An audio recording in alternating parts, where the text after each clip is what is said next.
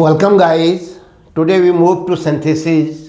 वाक्य संश्लेषण, विभिन्न प्रकार के वाक्यों को सिंपल सेंटेंसेस को जोड़कर एक सेंटेंस बनाना।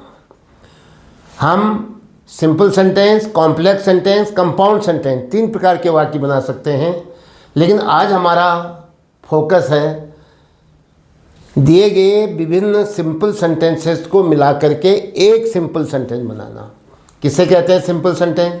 जिसमें एक सब्जेक्ट हो और एक वर्ब हो। तो किसका प्रयोग करोगे?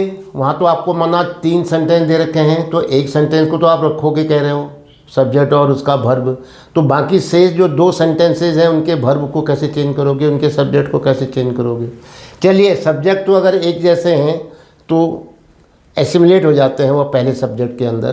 पहले सब्जेक्ट अगर हम नाउन है तो उसको रखेंगे, नाम है तो उसको रखेंगे, बाकी उसका प्रोनाउन उसके लिए प्रयुक्त हो रहा है तो वो अंडरस्टूड है। लेकिन वर्ब की बात है, आज क्या है, ऐसे सेंटेंस हैं जिनमें एक जैसी वर्ब आ रही है, एक जैसा एक्शन हो रहा है। जो काम पहले सेंटेंस में हुआ वैसा ही मिलता जुलता काम दूसरा सेंटेंस में भी हो रहा है। तब हम क्या करेंगे, 2 सेंटेंस एक जैसी अगर वर्ब है तो उसको कॉमन बना देंगे, यानी एक ही वर्ब लिखेंगे, वो दोनों कामों के लिए प्रयुक्त हो सकता है, ये प्रयास करेंगे। कभी कभी ऐसा होता है, सेंटेंस की कंडीशन ऐसी होती है कि 2 काम यानी वो सेकंड वर्ब जो है उसके लिए मैच नहीं कर रही होती है। तो ऐसी स्थिति में अगर उस सेंटेंस में कहीं पर एडजेक्टिव आया हुआ है, उस सेंटेंस में कहीं पर एडजेक्टिव आया हुआ है, तो हम उस एडजेक्टिव को किसी नाउन के आगे रख देंगे। तो फिर हमें ना वो वर्ब की आवश्यकता पड़ेगी ना सब्जेक्ट की आवश्यकता पड़ेगी। वो एडजेक्टिव क्या करेगा, नाउन के आगे रखने से, उसको डिफाइन करने से पूरे जो सेंटेंस को आप एलिमिनेट कर रहे हैं उसका पूरा सेंस दे देगा, उसका पूरा भाव दे देगा। तो हमें उस सेंटेंस की आवश्यकता नहीं रहेगी। तो क्या ध्यान रखना है आपने, अगर एक जैसा काम हो रहा है ना, एक सा काम हो रहा है तो उस वर्ब को हम कॉमन बना देंगे, एक ही बार लिखेंगे।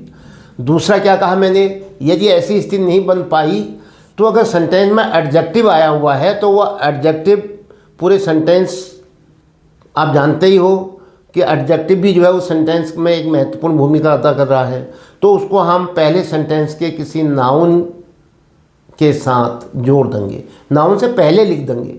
संभव है कि वो पूरे सेंटेंस का सेंस, पूरे सेंटेंस का भाव जो है दे दे, तो फिर वो सेंटेंस की आवश्यकता नहीं रह जाएगी, उसके सब्जेक्ट और उसके वर्ब की आवश्यकता नहीं रह जाएगी। कोशिश करना। एग्जाम्पल से समझते हैं। हरी गोज फॉर ए वॉक, हरी घूमने के लिए जाता है, he goes daily in the morning. तो जो घूमने का काम है वो रोज़ प्रातःकाल होता है। तो क्या कहोगे, हरी घूमने जाता है रोज प्रातःकाल। दूसरे वाक्य में भी तो वही है, गोज जाता है, क्या जरूरत है? तो एक ही गोज से काम बन जा रहा हमारा। Hari goes for a walk daily in the morning. ये जो फ्रेज है, एडवर्बियल फ्रेज और ये एडवर्ब, ये क्या कर देंगे हम, इसको लास्ट में जोड़ देंगे सेंटेंस के साथ, तो आएगा ही subject, verb, object, complement, adverbial phrase, adjectival phrase, कुछ भी आ सकता है आगे को। तो क्या बनेगा, क्या बन सकता है वाक्य बताइए। Hari goes for a walk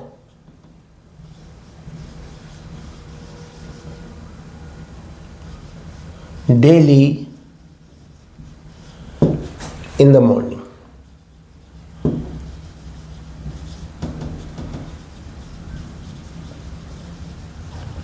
दोनों सेंटेंस का, दूसरे सेंटेंस का भाव आ गया इसमें, और हरी सब्जेक्ट, गोज वर्ब, एक ही सब्जेक्ट आया, एक ही वर्ब आया।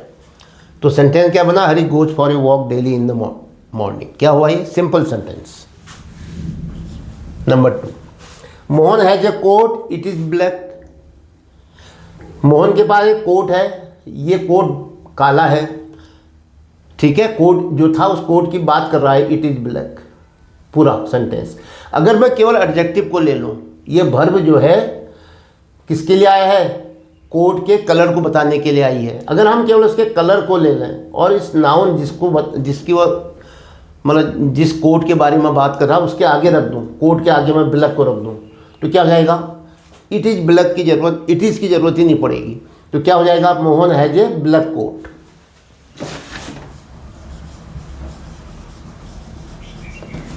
Mohan has a black coat.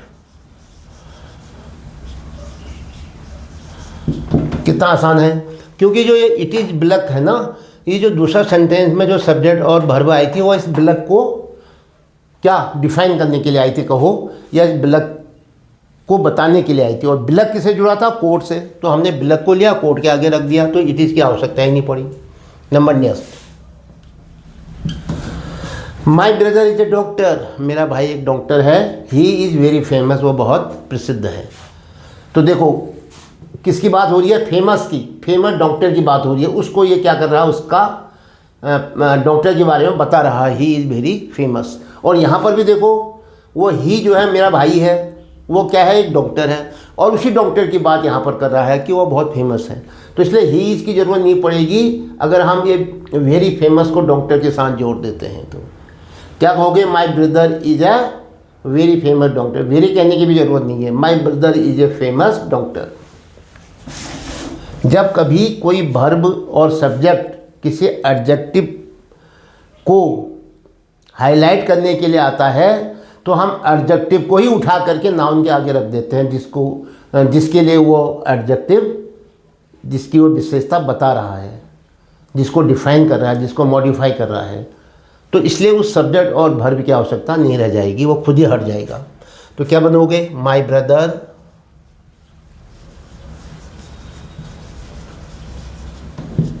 Is a, adjective बना दो इसको, एडजेक्टिव को रख दो डॉक्टर के आगे, इज ए फेमस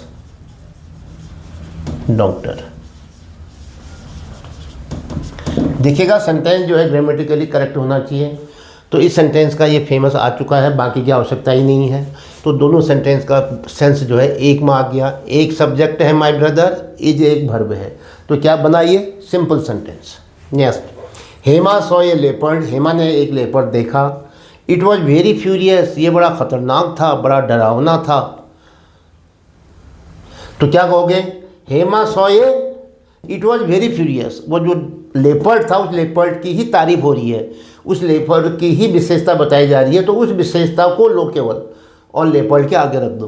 तो इसलिए इट वॉज की ज़रूरत, इट वॉज वेरी की ज़रूरत नहीं पड़ेगी। तो क्या कहोगे? Hema saw a furious leopard.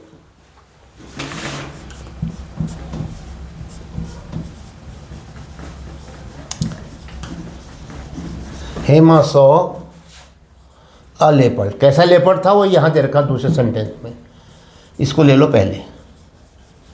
Furious था, furious leopard. Next, fifth, on the way Ram saw a poor man. रास्ते में राम ने एक गरीब आदमी देखा। ही वॉज ब्लाइंड, वो अंधा था। कौन था अंधा? पुअर मैन था। तो भाई अंधे की बात जो अंधा बताने के लिए ही वॉज आया हुआ है, अंधा बताने के क्या आया है? He was. तो ही वॉज को हटा दो, इसकी ज़रूरत नहीं पड़ेगी अगर हम ब्लाइंड को पुअर मैन के आगे रख दें, क्योंकि वो ब्लाइंड मैन की बात कर रहा है। ब्लाइंड कौन है? पुअर मैन है। तो पुअर मैन के आगे रख दो, उसका एडजेक्टिव बन जाएगा। तो ही वॉज की आवश्यकता आपको नहीं पड़ेगी। तो on the way Ram saw a blind poor man.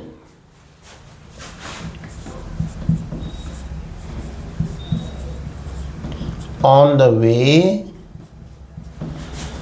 Ram saw a blind, कैसा पुअर मैन था? ब्लाइंड था। लीजिए क्या हो गया? ये सिंपल सेंटेंस। और दूसरे वाक्य से क्या ले लिया आपने? ब्लाइंड को ले लिया, एडजेक्टिव को किसके आगे रखा? नाउन के आगे, जिसके लिए वो जिसके लिए कहा जा रहा था। ब्लाइंड मैन जो है पुअर मैन के लिए कहा जा रहा था, तो पुअर मैन के आगे रख दिया। My brother can not solve this question. मेरा भाई इस प्रश्न को हल नहीं कर सकता। It is difficult. ये क्वेश्चन क्या है? डिफ़िकल्ट है। तो इसका मतलब क्या है, किस डिफ़िकल्ट की बात कही जा रही है, इट इज़ डिफ़िकल्ट, ये क्वेश्चन डिफ़िकल्ट है। तो यह क्वेश्चन डिफ़िकल्ट है, यह है कि ज़रूरत ही नहीं है अगर हम डिफ़िकल्ट को किसके आगे रख दें, क्वेश्चन के आगे रख दें, उसका एडजेक्टिव बना देना उनका। तो क्या बनेगा, my brother can not solve this difficult question.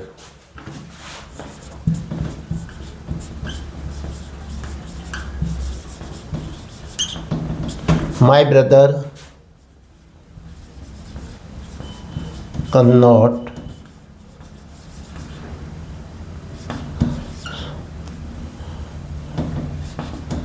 cannot solve this question. कैसा है, difficult.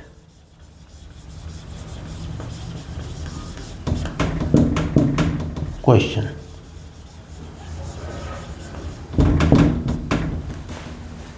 My brother cannot solve this difficult question.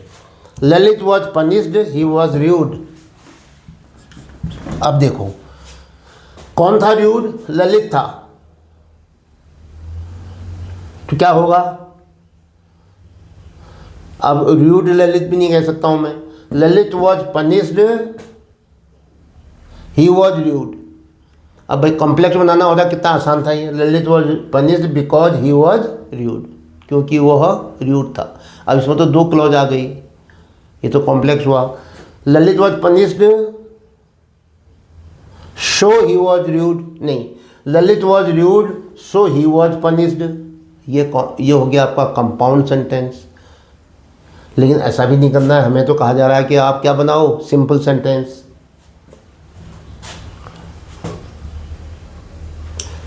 तो एक जैसे वर्ब है नहीं यहाँ पर। एडवर्ब से तो बन जाएगा, ललित वॉज पनिश्ड, नहीं, रूड है, वर्ब नहीं आया।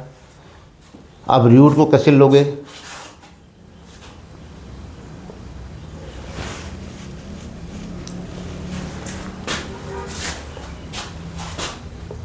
और नियम से तो बन जाएगा।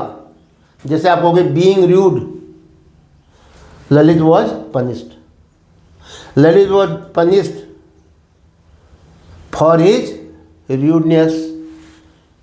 अब ऐसे बना देता हूँ मैं, कोई ऐसा इस रूल ही से बनाओ, ये तो हम यहाँ सीख रहे हैं। एग्जाम में तो आप जो आपको आसान लगेगा वैसे बनाओगे, केवल सब्जेक्ट एक आना चाहिए, वर्ब एक आनी चाहिए। ललित वॉज